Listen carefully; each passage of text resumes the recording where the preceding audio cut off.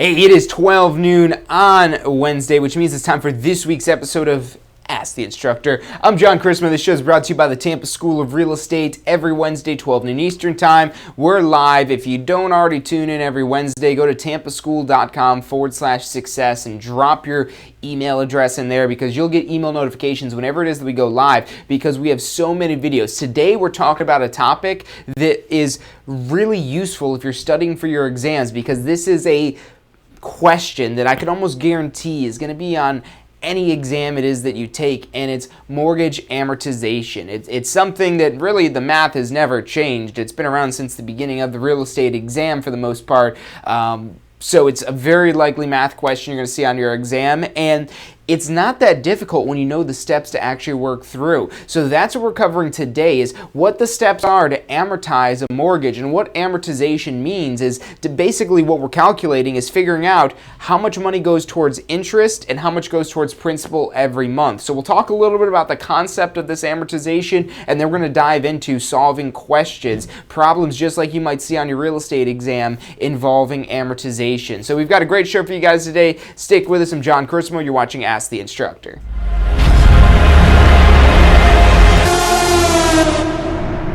You are watching Ask the Instructor. Absorb the knowledge. Become the expert.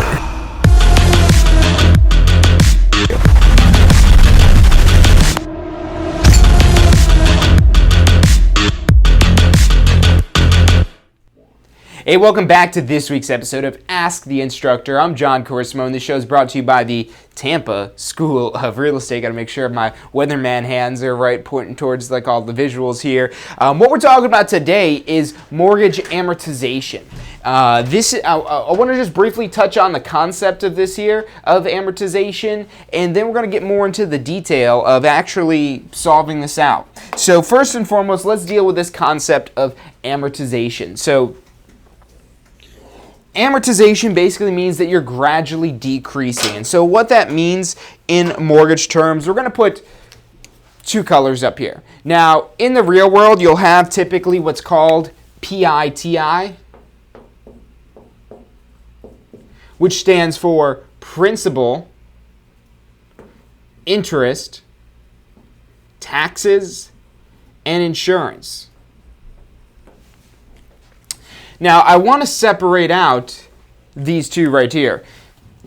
The P&I, the principal and interest, this is primarily what we're going to be dealing with when we're basically figuring out this amortization and kind of understanding that. The taxes and insurance, we'll touch on that a little bit as well, but with the taxes and insurance, this is not going towards your mortgage payment. So typically when you have your, let's say, withdrawal or your check that you're writing or however your mortgage is paid, you have these four items that comprise the entire payment. So you'll have so much money that goes towards paying down your loan balance, so much money that goes to the bank that is just interest that you never see back to you again, tax deductible though. You have your property taxes. So your property taxes are not payable to your mortgage company, they're payable to the local, typically county, the tax assessor, which is usually at the county level. What happens is this tax money gets broken up. You take a 1-year tax bill and you break it up into monthly payments. Your mortgage company really is doing this. And then 1/12 or 1 out of the entire 1/12, just slightly under 10% of your payments for your property tax bill, the total bill gets broken up. So let's put some numbers in here to make this a little bit easier. Let's say your taxes, we'll use a simple number to make sense of this, are $1,200 a year. So let's say that your property tax bill is $1,200 for the year. So if you're paying your taxes monthly, all you do basically is just divide this out by 12. It's $100 a month. So in addition to your payments going towards your loan, the principal and the interest, you have $100 that would be going towards taxes if your total tax bill for the year is $1,200. And the reason why they do that is they want to make sure that the property doesn't get auctioned off due to unpaid property taxes. And a real easy way for them to find out if you're paying the property taxes is to collect those payments themselves. So they stipulate that as part of your mortgage, as part of your promissory note. And that just goes in there that says that, hey, we're going to put this money in an escrow account. It's going to be set aside in trust for when your taxes need to be paid. The money's already there. We just pay directly out of that account. So it makes it a little bit easier, a little bit better for budgeting when your taxes are actually broken up as part of the actual mortgage payment. But that's not part of your mortgage. That's money for the local taxing authority that just gets held in trust by the bank to make sure that you pay your property taxes. Same thing for insurance. You know, if the insurance, let's say the premium for your insurance is $600 a year. Again, we're going to divide that out by 12. And so that would give us $50 a month. So basically the breakup of our payments that we're dealing with here, $100 going towards taxes, $50 going towards insurance. Now, just to kind of jump into the exam purposes of this type of question, on your exam, I don't think you're going to see it where they're actually making taxes and insurance as part of an amortization problem. The thought process of the people that make the psychometricians, I believe is what they're called, the people that make the test questions for the exam, they have a PhD in making questions, and that's why the exam could seem a little hard at times if you don't know what they're asking you. But the thought process of them is the questions only need to be so difficult. They do have a certain level of, hey, we only need to make it this difficult, this hard. And with amortization, this is already a complex concept just dealing with the principal and interest without having to bring in the taxes and insurance.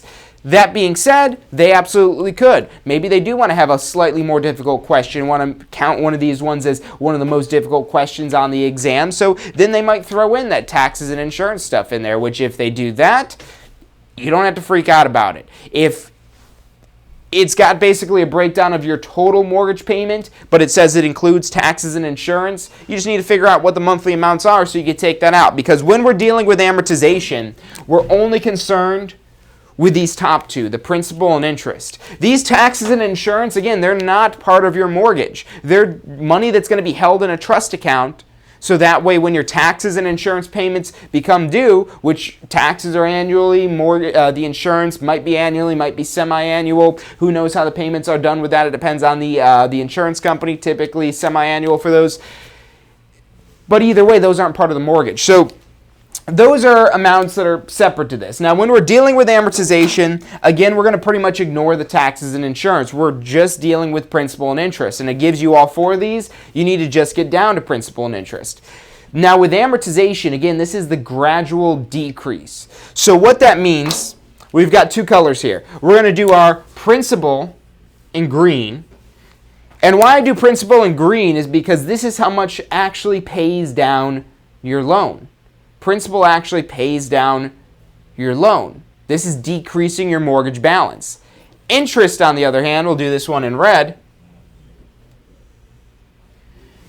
This is money that goes to the bank. This is their rent that they're charging you for borrowing their money. So that's the interest portion. And other than the tax deduction you might get off of your income taxes, this money is going to the bank and it's not coming back to you. The principal payments are decreasing how much money it is that you owe. It's chipping away at that big block that is the mortgage debt that you have against the property. So we call that loan balance the principal.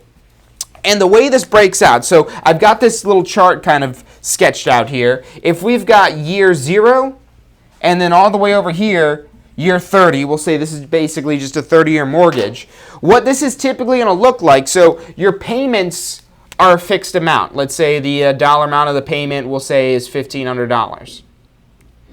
So your payments remain the same over the life of your mortgage. We call that a level payment plan mortgage, or just a level payment mortgage.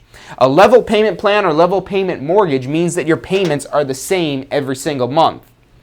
So if we're just dealing with the principal and interest here, and our principal and interest total $1,500, our payment for the entire 30 years is always going to be $1,500. So the payment amount that we're writing the check for that's being withdrawn from our account, that does not change. What does change, though, is the composition of how much is principal and how much is interest. And the way it breaks down is you start off by paying very little principal. So maybe something like this. And then over time, it kind of makes that shift where you're paying almost all principal. At the beginning of your loan, and this is maybe a non-math based question that could maybe show up on your exam, is with amortization, at the beginning of the loan, you're paying very little principal, and at the end of the loan is where you're paying most of the principal. And now you're still paying $1,500, so what if this is like $100, what makes up the other $1,400? That's the interest. So that kind of falls somewhat like that. And, depending on the interest rates and the particular metrics of the loan, then this could maybe be more towards the middle or more towards the end where it kind of makes that switch. It depends on how much the payment is and so on and so forth. But ultimately, the key thing you want to remember is at the beginning of the mortgage, very little principal, almost all interest is that you're paying. And we're going to see that when we actually work through the calculation on this. And then when you get towards the end, this is where your interest really drops down to nothing, and your payment is mainly principal, mainly paying down your balance. So what that means is when you have a mortgage loan, your first few years, you're paying almost all interest. And it does decrease slightly over time, eventually making that switch. And typically it's more so happening towards the middle of that here. This isn't a perfect drawing that I've got out with this here. But the concept you want to remember, mostly interest in the beginning, mostly principal in the end. So really the bank's winning in the end, because if after 5 years you sell your property, they collected a lot of money in interest and you still owe them a lot of money. And that's just how amortization works. And we're going to break down the numbers of this and actually go through solving a mortgage amortization question. But before we do that, we're going to take a quick commercial break. I'm John Christmas. Stick with us. You're watching Ask the Instructor. If you've been thinking about real estate, look, in this current market, it's hard not to. There's so many opportunities that exist out there for residential real estate, commercial real estate, business brokerage, property management. I mean, it's ridiculous how much opportunity lies from having a real estate license. So look, if you've been thinking about getting a real estate license, I mean, it's minimal cost compared to starting other careers and starting other businesses to get into this. So I urge you to check it out and give it a try. I mean, even if you're just using your license for personal use, you've got huge, immense benefits there. Go to this link. It's licensefl.com. That's licensefl.com. Put that link in the description. It's got your step-by-step guide to get a Florida real estate license. And look, check it out. Give us a call. We're here to answer any questions it is that you have, and go out there and make some money. Does your current career allow for unlimited income potential? With a career in real estate, the sky is the limit. What you put in is what you get out. Find out more about how you can tap into the unlimited income potential of a career in real estate at tampaschool.com. Did you know that statewide only about 50% of test takers pass their state exam on the first try? At the Tampa School of Real Estate, we've broken down passing class and state exams into 4 simple steps: learning the information, reinforcing the information, testing your knowledge, and being confident and prepared. View the details of the full strategy at passfirsttry.com. That's passfirsttry.com.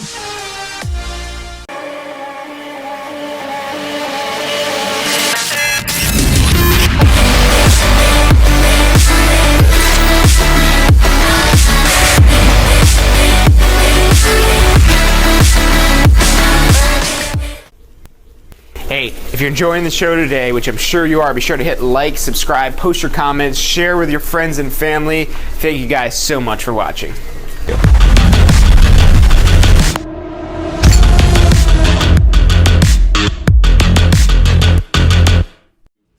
Hey, welcome back to this week's episode of Ask the Instructor. I'm John Christmas. The show is brought to you by the Tampa School of Real Estate. Every Wednesday, 12 noon Eastern Time, we come to you live to help you mastermind about studying for the real estate exams and really covering the technical side, because this is not stuff that you will just see on your real estate exam. You'll probably need to know it the most thoroughly for your real estate exam, but you will absolutely see this in the real world as well.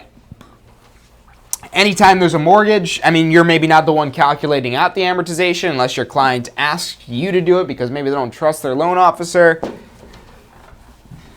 But either way, Good to know. And this is actually something, just a personal story on myself. Real estate has taught me so much, even for things outside of real estate. We live in a very real estate-centric society, so I've learned a lot studying real estate over the years, just about things in general. And one of the things that I learned through understanding how amortization works and how to calculate it is how to calculate interest. This is something that I was never taught in school, and that's after going through 5 years of higher education, as they call it, seeking out a degree.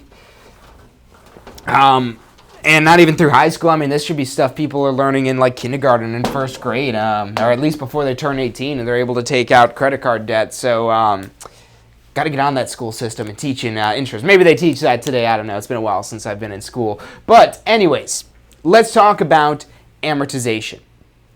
Calculating amortization.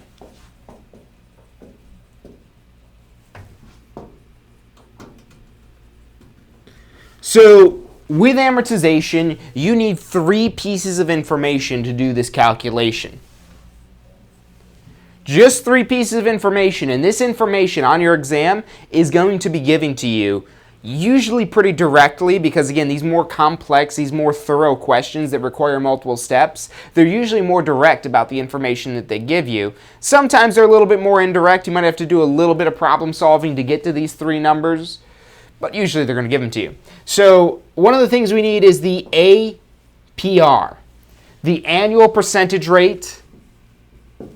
Also, sometimes they'll just say this is the interest rate. They might just say the interest is this, the interest rate is this, or the APR is this. APR, annual percentage rate, it's an interest rate. And we'll get to this in solving this out, but you're going to want to remember that the A stands for annual. We'll talk about why that's important. Number 2, you're also going to need the payment amount.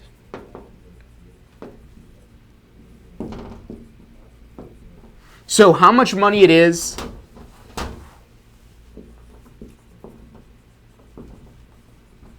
and really what we're looking for in the payment amount is the principal and interest. So if they do give you a question, which again, I think this would be unlikely that you're going to see it on your exam, but in theory it could be on there. If they're including taxes and insurance, you need to take that out before you're able to do amortization, because amortization does not involve the taxes and insurance. That does not get amortized. We need the payment amount that's just the principal and interest. So typically with your exam questions, it would say a payment of principal and interest of whatever dollars.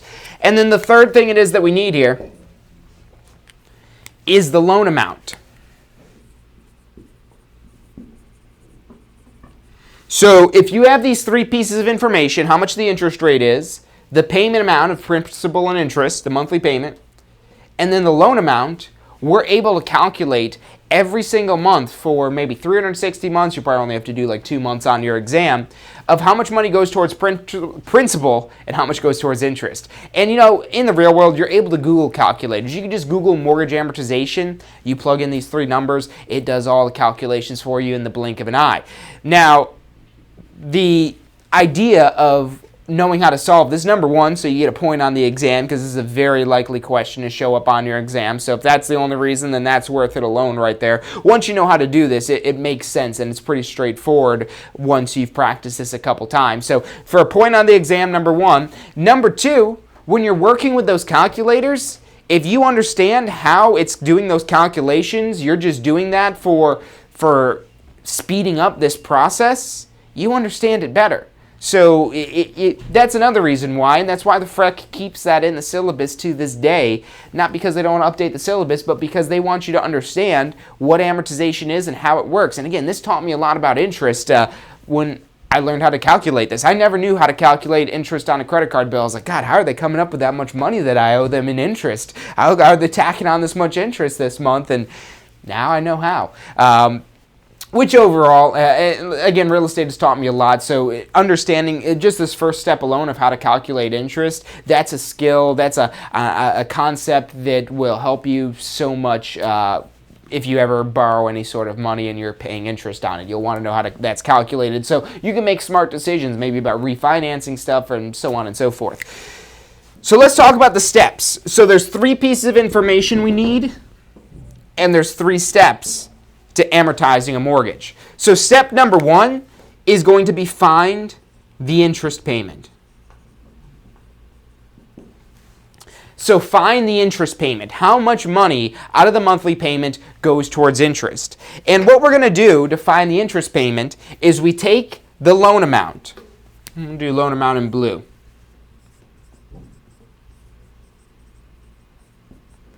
So we take the loan amount and we now multiply it by the APR.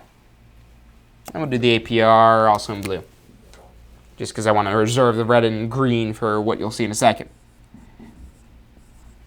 So far, the two numbers that we need are going to be given to us in the question. The loan amount, how much we owe, and the interest rate it is that they're charging us. But now, earlier I said that the A, you want to remember that that means annual. And what we're trying to find here is not an annual interest. We're trying to find a monthly interest payment. We want to know how much interest we have for this month. So what do we need to do? We divide by 12. That was the missing step. I knew that interest is just a percentage and you multiply that by that, but I'm like, no, that number's way bigger than what they're charging me. And that's the thing you need to remember. You just got to remember to divide it by 12. Because this is compounded monthly, meaning recalculated monthly. And that's how most financing works. It's compounded monthly. So for credit cards, for almost any type of loan, or any time where interest is involved, this could be for savings accounts as well. When it's compounded monthly, you just take whatever the principal is, in this case a loan amount, times the APR, the annual percentage rate, keyword annual, and just divide it by 12. So that's as easy as that one is. And that's going to give you, if we're starting out with month number 1 here, this is going to be the month 1 interest payment. So the month 1 interest payment. So we take loan amount times APR divided by 12 gives us our month 1 interest payment. Now we move on to step 2. Now, if you're just trying to find how much interest you're going to pay in month number 1, that's all you got to do. Or whatever the current month is, you take your current balance times the APR divided by 12. That tells you how much interest you're paying for that current month. Now, with amortization, what you'll need to be able to do for the exam, it typically wants you to go to the second month. So it gives you the starting information, and it's asking you to amortize out typically to the second month, maybe even the third month. But if you do it for 1 month, you can do it for 2, you can do it for 3, you can do it for 360 if you've got enough time to do that. So the second step now, we take the payment amount, and we'll put this one in blue. All the stuff that's been given to us we'll do in blue. We take the payment amount, and now what you need to remember here is our payment is 2 items.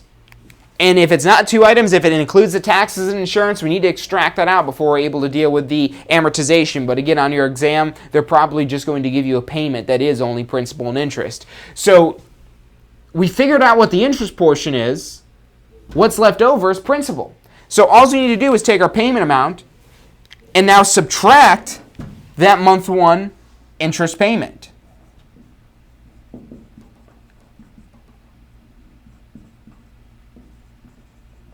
We subtract that month 1 interest payment that we just calculated out, and that's going to give us our month 1 principal payment.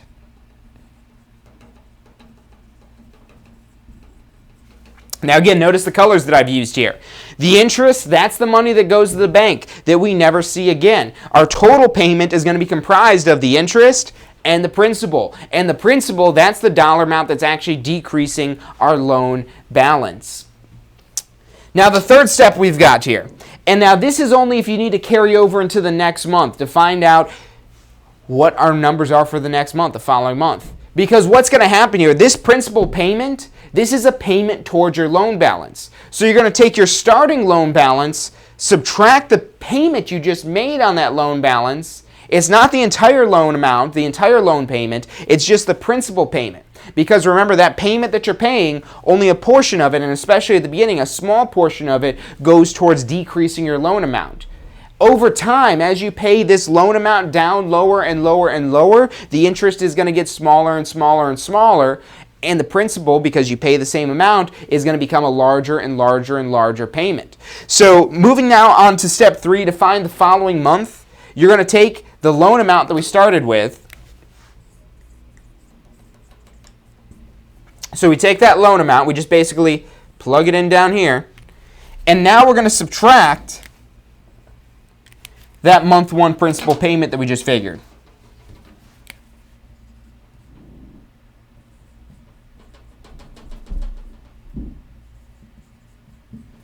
So we subtract out that month one principal payment, and now what we're going to get is our new balance. The new balance for the following month.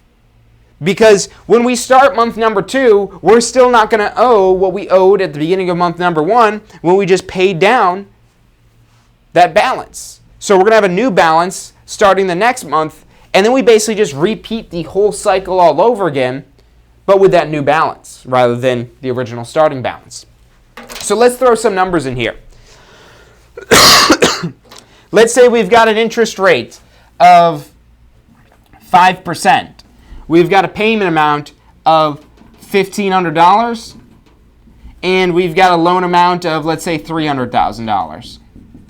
We'll see if these numbers check out here and we don't end up with some crazy negative amortization. Otherwise, we might need to adjust those. I'm just doing these off the top of my head. So let's see how they do here. Let's plug in our numbers first here. So we're going to take our loan amount, $300,000,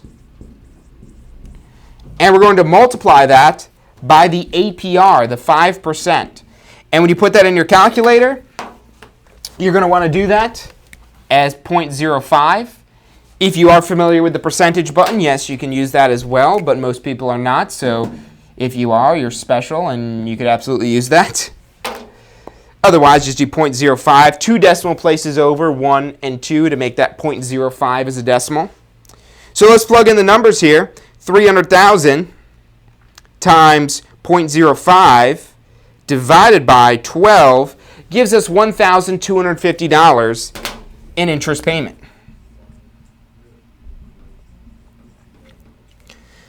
So what we just did there, we took the loan amount, we multiplied it by the APR, the annual percentage rate, but we're trying to find a monthly number, so we need to take this annual number and divide by 12, and we get our month one interest. That's how much money in our first month's payment goes to the bank that we don't see again. Now moving on to step 2, we take our payment amount, which was $1,500, and we're going to subtract out that $1,250 that we just calculated here. And that's going to give us our month one principal payment. Nice, easy $250 here. So in month number 1, we wrote a check, or we had $1,500 withdrawn from our account. Out of that $1,500, $1,250 went to the bank as interest, and $250 decreased our $300,000 loan balance. So for this final step, again, we replug in the loan amount here, $300,000. And what we do there is now subtract that principal payment, the $250. We just paid down that $300,000 by $250. So we subtract out the $250, and then we end up with a new balance of $299,750. And then so it goes on. And as you pay down the loan more, that number is going to continue to decrease. Because what you're going to do now, in case the exam asks for month number 2 or month number 3 or so on and so forth, you basically go through and just start recalculating this now again with this new set of numbers here. So let's see if we can break this up here. No, we've got a lot on the board here, but let's see if we could squeeze a little bit more in. So we've got our first line is the formula. Our second line is the first month. Oh yeah, we're really going to have to squeeze here. So let's plug the numbers in now for the second month. So when we get our bill for month number 2, the bill is going to say our outstanding balance it no longer is $300,000. That was our outstanding balance in month 1. Our outstanding balance for month number 2 is $299,750. So we now plug that in up here. $299,750. And again, we repeat the same steps. Times our interest rate, our APR of 0.05. Divide that by 12. And now we're going to get our month 2 interest. our interest for the following month. So $299,750 times 0.05 divided by 12, we get $1,248.96. At this point, you could use normal rounding rules to round up, in this case, to 96 cents. So our month number 2 is $12.48.96. Now, something you should notice going on here. When you go from month number 1, which that's what we had in this first line, to now month number 2, there should always be a decrease in your interest. And the reason why there should be a decrease is because with positive amortization, which is how you're going to see it on your exam, you don't see negative amortization. If you have any idea what that is, don't worry about it for your exam. If you don't know what it is, don't worry about negative amortization. It means where your balance goes up because your payments aren't enough. But on your exam, this should always go down. It's always positive amortization, which means your interest should always decrease month after month after month. Now, the interest rate stays the same. It's still a constant 5% interest rate, but it's being based off a smaller and smaller and smaller dollar amount for the balance. And as this balance continues to decrease, the interest is going to continue to get smaller. But now what happens? Well, that brings us now to our month number 2 for calculating principal. Again, our payment is still $1,500. Our payment does not change over the life of our loan. And then we subtract out now only $1,248.96. And we should end up with, I think it's like 252 something or maybe 251 something. 1,500 minus 1248.96. So we've got 251 and 4 cents.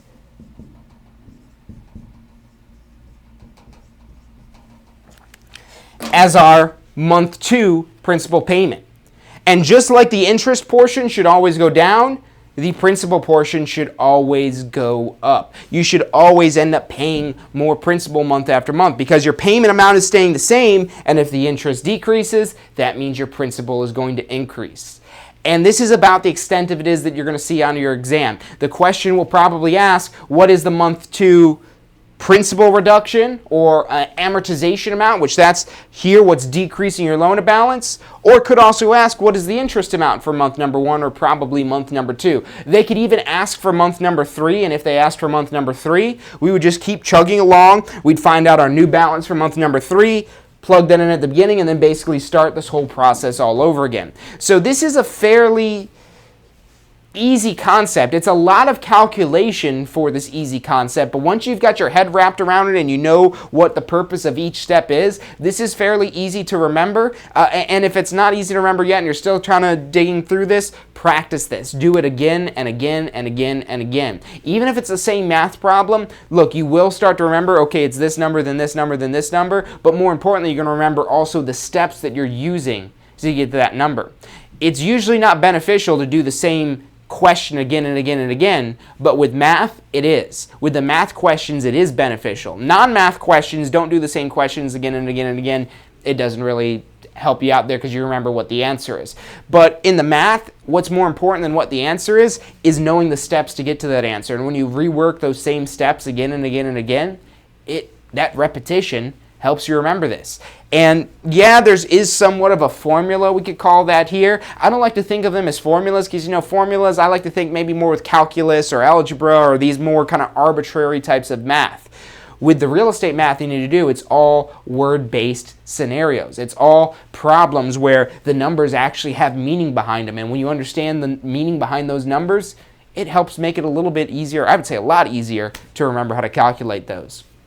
So that's amortizing a mortgage, how to calculate interest, how to calculate the principal, and how to find out the new loan balance month after month after month. This is a very likely question that might show up on your exam. If you want more videos of topics on whether it's math or other exam topics, we've done some on vocabulary. We've done on so many technical topics, as well as we also have a mastermind session we do every Friday. We've got that all available completely 100% for free as of right now. That might change in the future, but you can find that all at tampaschool.com/success. Again, that's tampaschool.com/success. The little slash thing there, /success. That's our Success Center, a great resource for all kinds of stuff like this, hundreds of videos you can find on there, calculators, articles, so much stuff to help you launch a successful real estate career. And that all starts with being able to pass your exam. If you're working on passing your exam, if you're studying for that, check out passfirsttry.com. That's passfirsttry.com. That's our recommended strategy and approved study tools to study for your exam. So definitely check that out. That's passfirsttry.com. Other than that, that's all the time we've got for today. If you have any questions on anything, give us a call. Phone number is 813-333-2676. Again, that's 813-333-2676. We've got advisors standing by to answer any questions you have and assist you in any way it is that they can. All the time we've got for today. Thank you guys for tuning in. I'm John Christopher. The show is brought to you by the Tampa School of Real Estate. You've been watching Ask the Instructor. Hey, so if you're thinking about starting a real estate career, it could feel a little overwhelming sometimes. Look, that's completely understandable. That's why we're here to help. If you haven't already, check out our Success Center, tampaschool.com/success, or if you don't even know where to begin, give us a call. We'd love to help you out. We've got advisors standing by to answer any questions you have and assist you in any way it is that we can. Our phone number is 813-928-0106. Again, that's 813-928-0106. Give us a call. We're the Tampa School of Real Estate. Do you want a career that allows you to be in control? With a career in real estate, you'll get to call the shots. Whether you're looking at starting part-time or want to become the next top agent, a career in real estate makes it possible. Find out what it takes at tampaschool.com.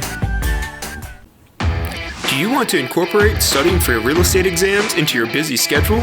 Now you can review the key topics you need to know to pass your class and state exams with our MP3 audio review. Simply pop in your headphones or connect to your car to reinforce crucial information while you exercise or drive. Listen to the first unit for free at mp3audioreview.com. That's mp3audioreview.com. Are you thinking about a career in real estate? Hey, I'm John Christopher with the Tampa School of Real Estate, and we've helped thousands of people just like you obtain their real estate license. If you're thinking about a career in real estate, give us a call. The phone number is 813-928-0106. Our advisors are standing by to answer any questions you have and assist you in any way they can.